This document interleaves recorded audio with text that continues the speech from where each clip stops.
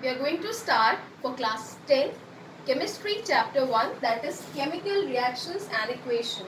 As we know, it's very long vacations, we cannot waste our time because it's a board class. So we are trying to provide you some good material related to your subject. So today we are going to start about chemical reactions and equation. Till now, whatever chemistry we had discussed in class 9, that was all related to your physical chemistry. That was matter, is matter around the pure, structure of the atom and so on. In this class, the chemistry which we are going to start, that is all related to your inorganic and organic chemistry.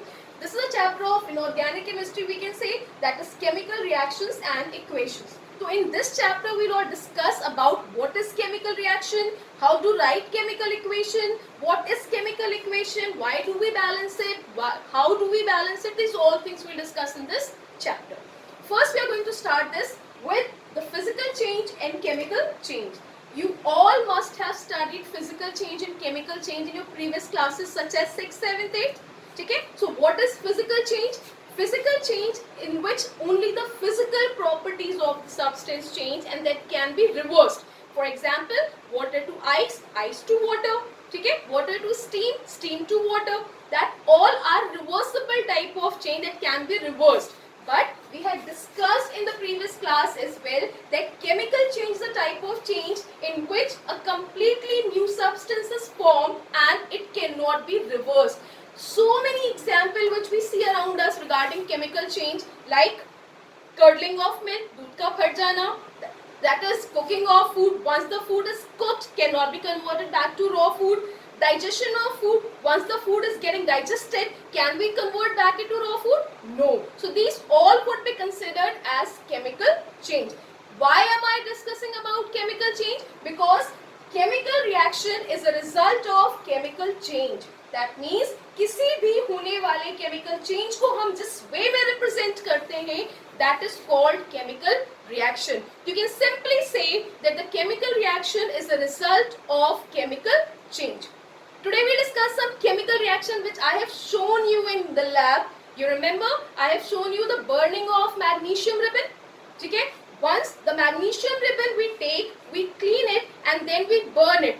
We burn it in the presence of oxygen. Yes, because for burning any kind of thing we require oxygen, because we know that oxygen is a supporter of combustion. So the burning of magnesium, when we burn it, what kind of product is formed? That is white color powder which is called magnesium oxide. So burning of magnesium would be considered as chemical change. Why? Because once the magnesium ribbon is burned, cannot be converted back to magnesium ribbon. Yes. So that is considered as chemical change. I have shown you one more reaction, that when we take blue color solution of copper sulfate and we put some iron nails into it, that color of the solution starts fading. Why? Because iron is more reactive than copper. So it displaces copper from copper sulfate solution and turns the solution into pale green color. So that would be considered as chemical change. Okay? If I will tell you to write the reaction of this chemical change, so what you will write?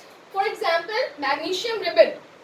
So for magnesium we write that when magnesium reacts with oxygen, or we should say burn in the presence of oxygen, it forms a white color powder of magnesium oxide. Here what are we doing? We are trying to write the chemical reaction in terms of the symbols and the formula. Yes, I told you that we can represent a reaction in terms of its formula and symbol. This is called chemical equation. This is called chemical equation. Now what is chemical equation? If I'll tell you. So chemical equation is a symbolic representation of a chemical reaction. It's a symbolic representation of a chemical reaction in terms of formulas and symbol. It's called chemical equation. Okay? If you see in this chemical equation or chemical reaction, we can say there are two kind of things. Ones which are written on the right hand side and the one which is written on the left hand side. The substance which are written on the right hand side are called reactant. Yes, what are reactants? Reactants are the substances which take part in chemical reaction. Which take part, which we are using actually, that is called reactant. And the substance right hand side, oh sorry, we should say right hand side, that is called product. I think I said wrong here. This is left hand side and this is right hand side. Okay? So the substance which is written on the right hand side, that is called product. And what is product? Product is a substance which is formed after chemical reaction. So what was reactant? The substance which take part in chemical reaction is called reactant, and the substance which is formed after reaction is called product. And this is the two parts of a chemical reaction. Okay? Now we'll come to the chemical equation. As I said already, the symbolic representation, that means representation of a chemical reaction in terms of symbols and formula, is called chemical equation. Now you will see here, this equation is not balanced.